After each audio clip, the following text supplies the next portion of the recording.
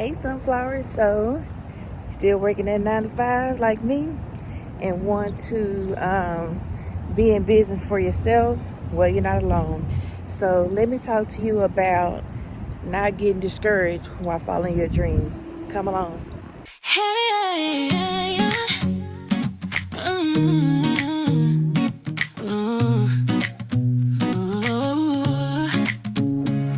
hey, okay, yeah, we do it our way. Homestead dreams with a little sad sway. It's the homesteading contest. Come on, take a peek. HK.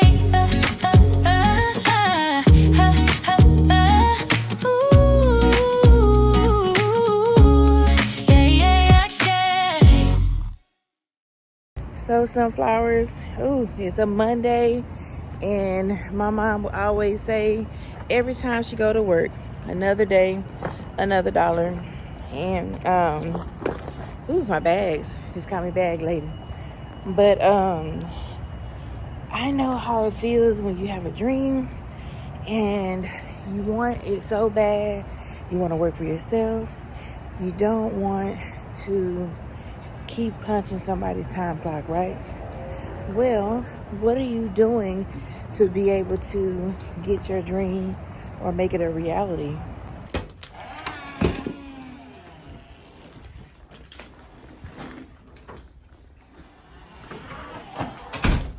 So what exactly are you doing to make your dream a reality? Well, if you're new here, my name is Contessa. For short, you can call me THK, which stands for the Homesteading Contessa. And I have a dream of having my own homestead to where I raise animals.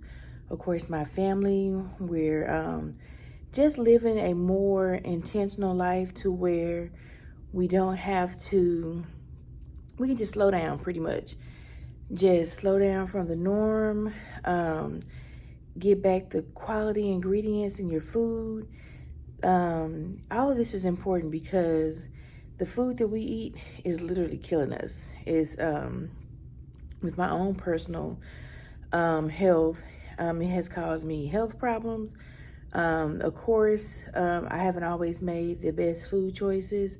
And as you get older, you start to learn more and you realize that how you were doing things may not have been the best. So, and then the convenience of convenience, like buying stuff from the store, has really just put a damper on our health, our mental health, and just overall just making us sick. So I want to go back to the old way of making more of your ingredients at home, so that way you can know what you have in your food, know what your family's eating and drinking. That old saying, you are what you eat, is so much truth to that. So this weekend, one of the things I've done to help contribute to my dream of being a full-time homesteader is that I started making my family breakfast sausage. I was able to make 30 patties that usually the cost to make that, I can only get probably, I would say 7 or 8 sausages, and I was able to make 30. So I'm already saving money right there. Not only am I saving money, I am giving my family more cleaner meat to eat, more less sodium, because I know exactly how much salt I put in it. And it's actually quite tasty. It's better. I find that everything that you make at home, it tastes better because you put more of the ingredients, of the good ingredients that you like. And the thing that keeps people from doing it is that time. And as you see, I told you, I'm trying to slow things down. We live in a world to where everything is so fast, so convenient. We got DoorDash, we have Uber Eats, and those platforms to be able to buy your food, I use them and they're great. But you see how things have changed to where You can literally get food flown to your door with a drone. That's the world we live in now, the convenience of the food that we're eating. And if you were to see some of those kitchens, think twice about eating if you've seen some of those kitchens that our food is being prepared in. But another thing I'm doing besides trying to cook things more from scratch, and let me touch on that a little more. So when you cook things from scratch and you make things on your own, say for instance you're making sausages and you buy like the pork belly, or you buy the pork butt or whatever to grind it up to make the sausages. Not only can you grind some up to make sausages, you can use the other half to make something else. So it's like a 2-for-1. You get to make more than just one meal with it. Just like heavy cream. I can use heavy cream for heavy cream. I can use heavy cream for buttermilk. I can use heavy cream for butter. So that's like 3 different things that I'm using with one source. So we know butter is expensive. If you buy a stick of 4 butters, they run you about $6. A thing of heavy cream run you about $3. And I just named 3 things that you could do with the heavy cream. So, is this life for everybody? It's not. You know, let's just be real. It's not. Is it a rewarding life? I think so. I definitely, it makes me, I just get too excited and I just get too overwhelmed when I think about doing this full time. Like, the reason why I can't do it full time like everybody else, you know, we need money, right? These bills are not going to stop because we have a dream. So I do have a small business. The Homesteading Contessa is on Etsy. You know, that's one thing that I'm doing to help me get towards my dream of being able to do this full time. I do have a garden where I grow small things. Once I'll be able to get a permanent homestead, I will be able to branch out on a bigger scale. I do raise backyard chickens. I don't have to buy eggs from the grocery store anymore. So these are things that I have already started to be able to help me towards my homesteading dreams as far as doing it full time. Those are minor things. But, well, you know what? I take it back. You know, I always say stuff and then I don't like the way it sits. And I won't say minor. And we let people project things on us. I remember seeing a video one time and somebody was speaking like that. And I think that's where I got that from. But I don't think it's minor. You know, that's an opinion. And my mom told me an opinion is just like everybody got one.